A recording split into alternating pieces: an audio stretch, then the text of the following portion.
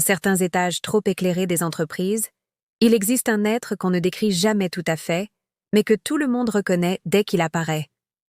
Un supérieur hiérarchique, disent-ils. Moi, je dirais plutôt un froid ambulant, un calcul mental habillé d'une chemise bien repassée. Il traverse les bureaux comme un courant d'air, regarde les murs, regarde les écrans, mais jamais, jamais les visages. On dirait qu'il économise sa vue, au cas où regarder les gens lui coûterait quelque chose. Il ne te remarque que quand tu trébuches. Quand tu donnes tout, quand tu réussis, tu t'effaces.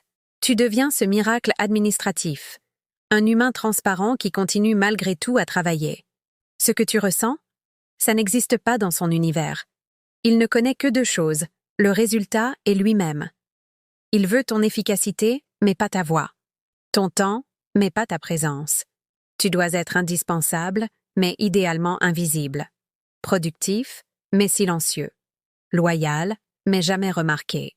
Il communique comme on descend un escalier, d'un ton sec, d'un étage supérieur vers le bas. Jamais à hauteur d'homme. Tu n'es pas un interlocuteur, tu es un réceptacle. Les félicitations, il les garde pour lui. Les reproches, il les distribue sans trembler. Les réussites deviennent son talent. Les erreurs, ta responsabilité. Il collectionne les mérites comme d'autres collectionnent les timbres, sans aucun effort, mais avec une fierté démesurée. Il organise des réunions où l'on respire du vide en continu.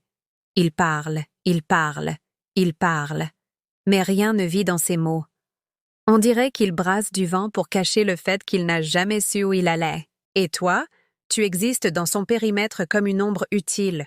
Tu exécutes, tu assumes, tu encaisses. Il t'utilise comme un outil et te traite comme si tu étais déjà rouillé. Parfois, dans un éclair de lucidité, tu te demandes s'il te déteste ou s'il t'oublie dès que tu quittes la pièce. C'est alors que tu réalises, il ne te déteste pas. Il ne t'oublie même pas. En fait, il ne t'a jamais vraiment perçu. Pour lui, tu n'es pas un être humain.